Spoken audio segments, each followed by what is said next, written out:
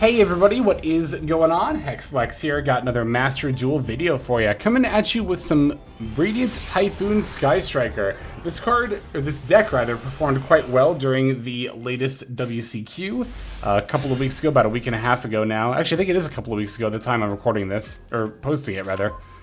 Anyway, yeah, no, it's a deck that has performed very well in the current meta, so wanted to give it another spin, and this time I actually crafted my second Lemniscate. Figured we're already getting some UR refunded from the ban list anyway, so why not?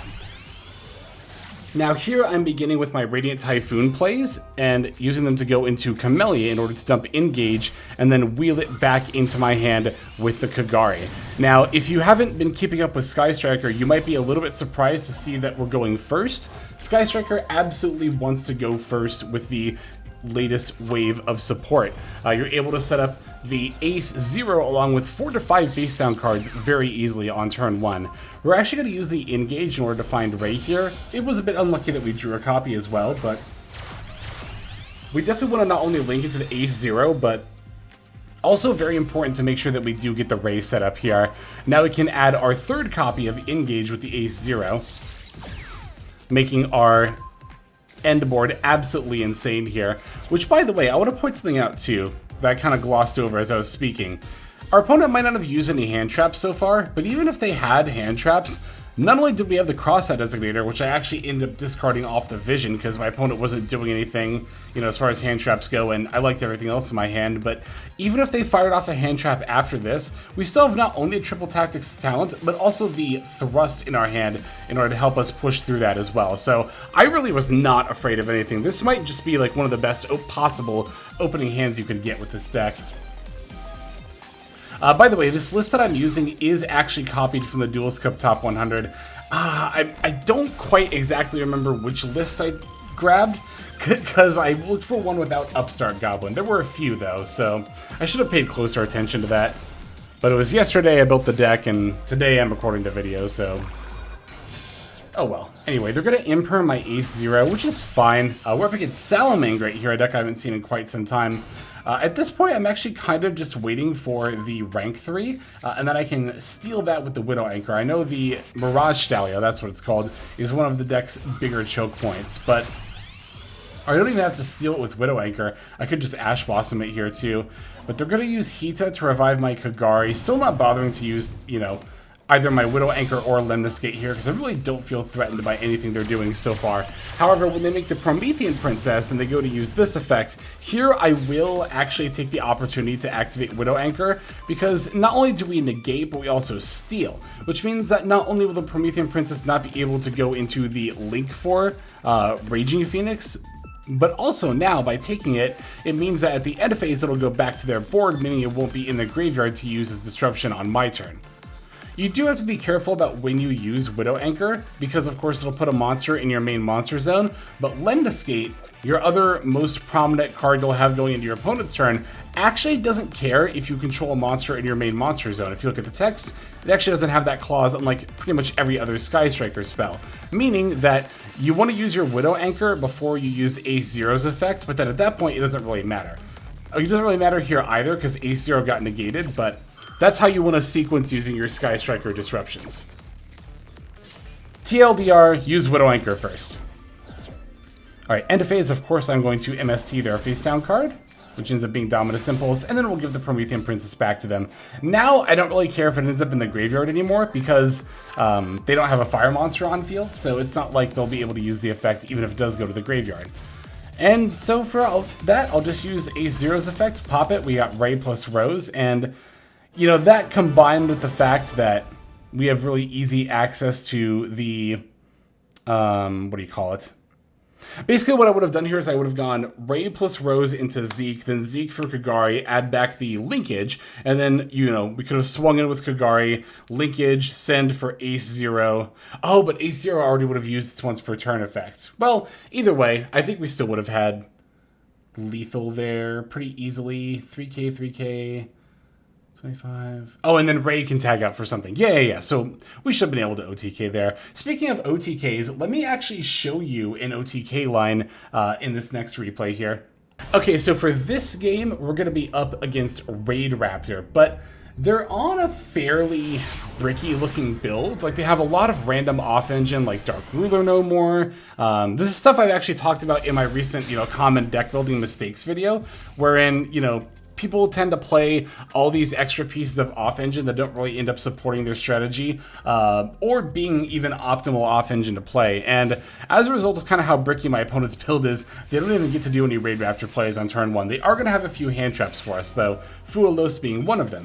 Thankfully, we have the Ash Blossom here, but they are going to have some more hand trap action for us here. But this is another one of those hands where, like, we have so much gas that just does not matter here. And in fact, Ray plus Linkage is a very, very easy OTK line, which again, we'll demonstrate here. But first, I do want to bait out some of these hand traps here, so I'm going to begin with Swen. They are going to respond with Ash Blossom to the Swen.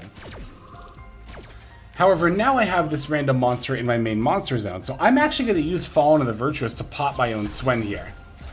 I decided to throw out Engage just to kind of test the water and see if they had maybe a Droll or something, but they didn't respond, so I decided to just go for the OTK. Now we can normal summon Ray, battle with her, activate Ray's effect, tag into the Hayate. Now in Hayate battles, I'm actually going to dump the Rose. That looks really weird to do, but Linkage states that if you summon up the Sky Striker Ace monster, and then you have at least one light and dark Sky Striker Ace monster in your field and or graveyard, that summoned monster gains 1000 attack. I didn't necessarily need the extra 1000 attack here in order to be able to OTK, but it never hurts to have that set up. And of course, Ray and Rose represent your light and dark. So now we'll go for Linkage effect, send away the Hayate for Kagari. Now Kagari gets to activate. We'll add back the Linkage, battle with Kagari, and Linkage is not once per turn, so we can do this again. We'll send away the Kagari for the Ace 0, and then Ace 0 swings in for lethal. And the reason that the extra 1000 damage didn't actually matter, the extra 1000 attack didn't actually matter, is because if I didn't have that extra 1000 attack, I still could have activated the Ace 0 effect there to summon out Ray and Rose from my graveyard, and they would have swung in for 3k. So, yeah. But no reason not to set up the extra damage, and that is not just an OTK on an open board state, because I think that puts out like somewhere in the neighborhood of 12,000 total damage. So your opponent could have like a monster or two in play, as long as they're weak enough to battle through, you would still be able to OTK even through that. All right, that is going to do it for that game. Let me show you the next one here. All right, this was one of the weirder decks I've ever come up against. I'm up against a going second Scareclaw Fiendsmith, but it's like barely playing any engine and playing like over half of its deck, no exaggeration, is board breakers. So I honestly thought, well, you'll see. We're gonna go draw phase Chant, and then draw phase Chant again for MST, and then we can go draw phase Vision and discard the MST. Of course, we want to do that all during draw phase so that we don't get hit with Droll. Now we can special summon Eldum and then add Swen. Swen will special summon. We'll add the other Vision, and then we'll use Vision's other effect to grab the MST. Now here we're going to link these two into the Camellia. But I'm just going to normal summon Ray and then link with the Camellia right away in order to make the Ace 0. Because Camellia states that if you have 3 or less spells in your graveyard, you can send a Sky Striker card, and I mean, as you can see, I've got 4, and there really was kinda no way around it. I guess to be fair, what was my opening hand exactly again? So my thought process here was that I could use Chance in order to do some deck thinning, and then Vision to try to find plays, but in hindsight, I think I actually misplayed that. I think I should have only used one of the Chance during the draw phase, that way Camellia could have set up the Engage in the graveyard. Yeah, you know what? I did misplay. I was too focused on maximizing the amount of draws and searches I was doing under Droll and Lockbird, and not thinking about how my combo line itself was actually going to play out. So, I mean, here I do get to Ace 0 for the Engage to search and draw. It's not like that's a horrible, misplay or anything, but I could have also done that while getting an extra Engage with Camellia into Kagari, adding one back, right? And then I would have normal summoned Ray plus Kagari into Ace 0, and then the second Engage. But we still get to set 4. Anyway, they're going to begin with Snatch Steal. And when I saw Snatch Steal, my first thought was actually Makonko. I'm like, it's an equip spell, it's a board breaker, this deck chose to go second, it's got to be Makonko, right? But again, they're actually on some kind of weird Scareclaw and Fiendsmith, but very, very light engines on each. Anyway, They're going to try to Snatch Shield my Ace 0. I'm going to chain with the Mystical Space Typhoon here. And then they're going to respond with the Kaiju, like, Dark Hole card that also summons from deck. So because it summons from deck, I can use the Ash Blossom against it. Next up is Triple Tactics Thrust, but that'll just add in a copy of Triple Tactics Talent, which they use in order to draw to, which I was totally fine with. Now they're going to use another Snatch Shield. I probably should have chained here, honestly, because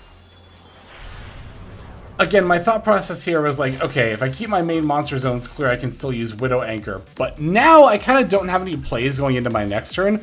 Whereas if I had chained Ace 0, I would have had Ray and Rose. And like, yeah, I would have been able to use Widow Anchor. But like, I still have Droplet. If I really need to Widow Anchor later, I can Droplet away the Rose and then Ray her effect in order to put in the extra monster zone. And then Widow Anchor would have been live again.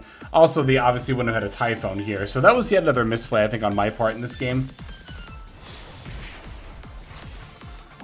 Alright, they're going to swing in with the Typhone, pass back over to me. And thankfully, we do find the linkage here. So we have some amount of plays. I'm going to go activate linkage and then chain Widow Anchor, take the Typhone. I didn't actually even need to take the Typhone here, but it's a good way of getting it off their board. Because now what I can do is go into Kagari, activate Kagari, get the linkage back into my hand. I'm going to link the Kagari with the Typhone in order to make the Sky Striker Ace Zeke.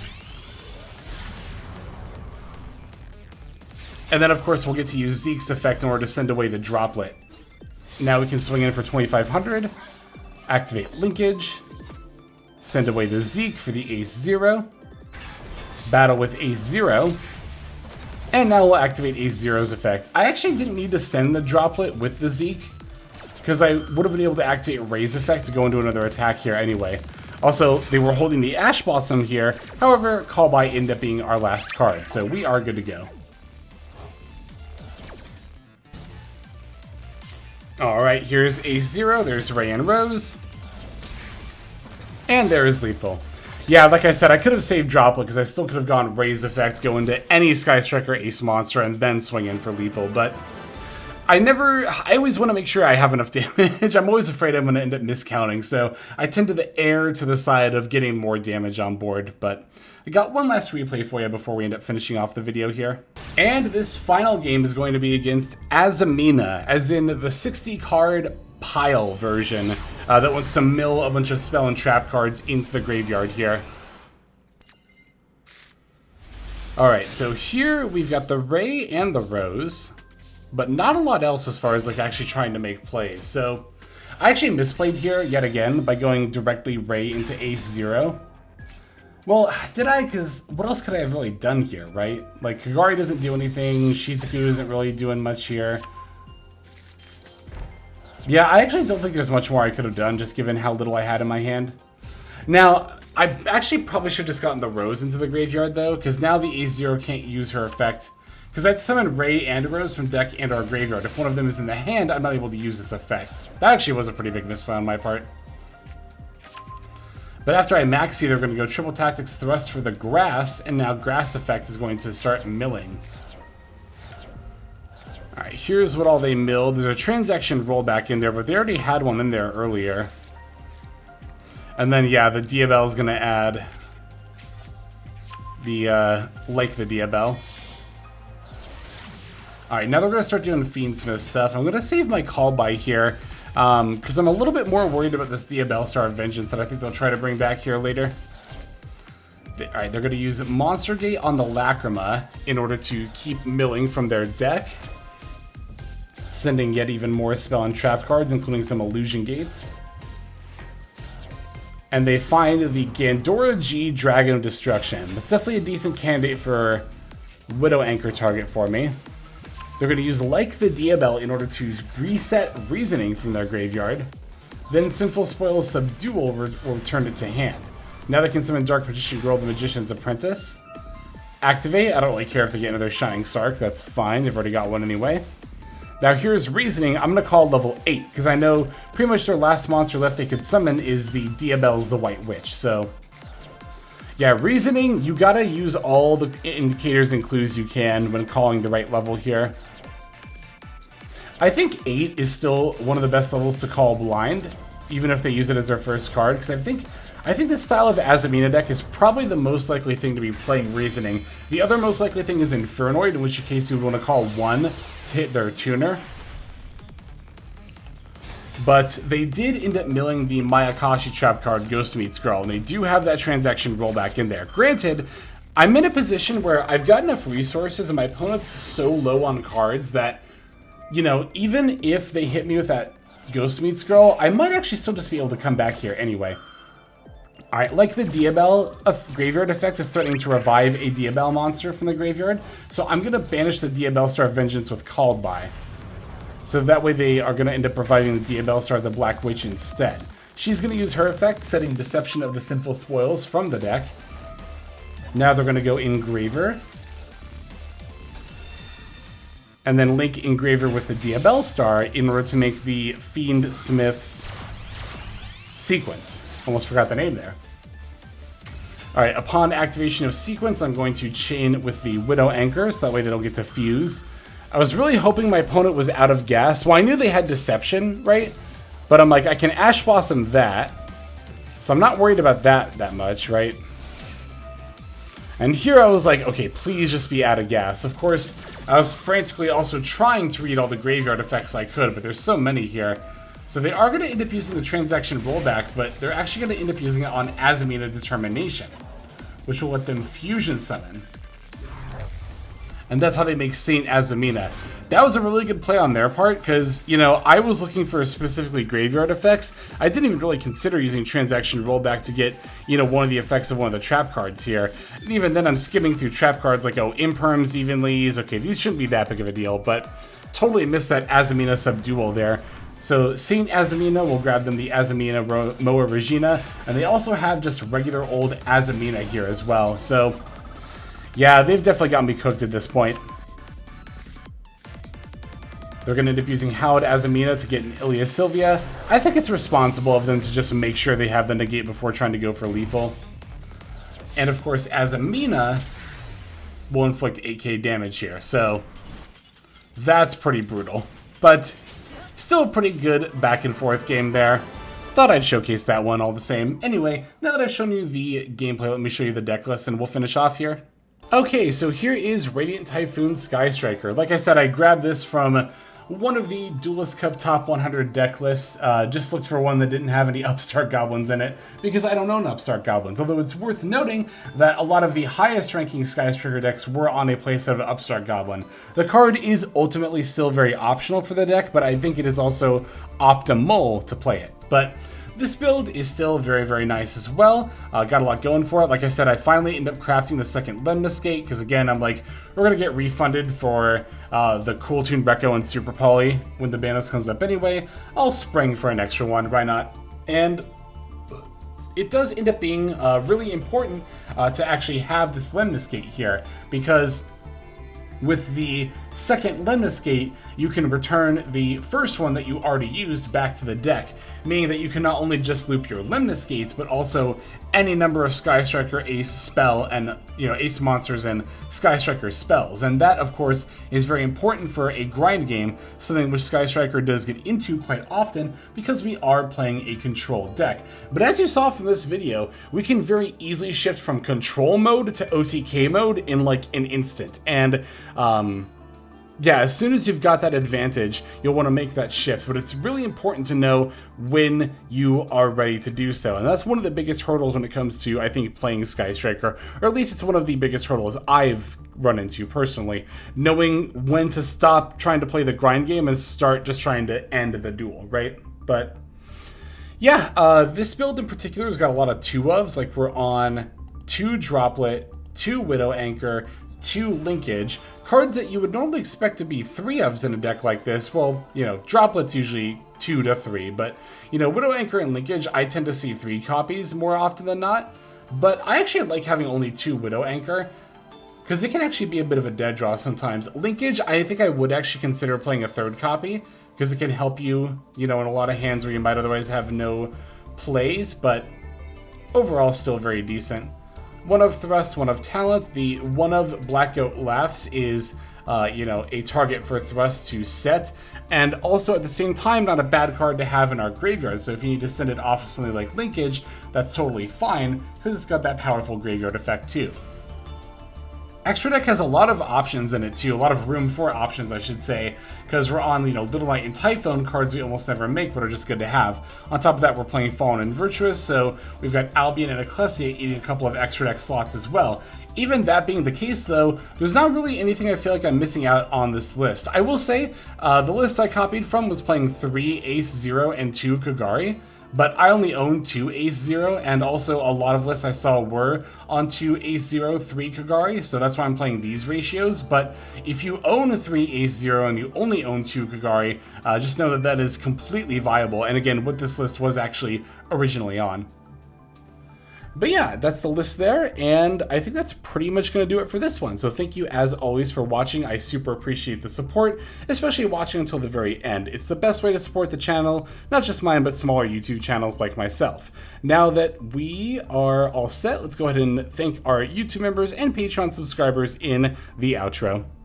Hey everybody, Hexlex here. Thank you so very much for watching all the way to the very end of the video, which by the way is one of the best ways to support the channel. Speaking of supporting the channel, take a look at the names on screen. These are folks who have been so generous as to either join as a YouTube member or subscribe over on patreon.com/Hexlex to support. There's also perks for doing so. If you would like to see YouTube videos early, as well as some exclusive videos that get uploaded to YouTube, but for one reason or another I decide not to publish, definitely go ahead and hit that join button to see content early, as well as some exclusive content. If you're looking for more exclusive content, over on patreon.com, I upload exclusive videos that are not posted on YouTube just about every single day. Whether you choose to subscribe over on Patreon, join as a YouTube member, or simply continue to watch, your support is greatly appreciated. Thank you so very much. But for now, this is Hexlex. I am signing out, and I hope that you have a fantastic day.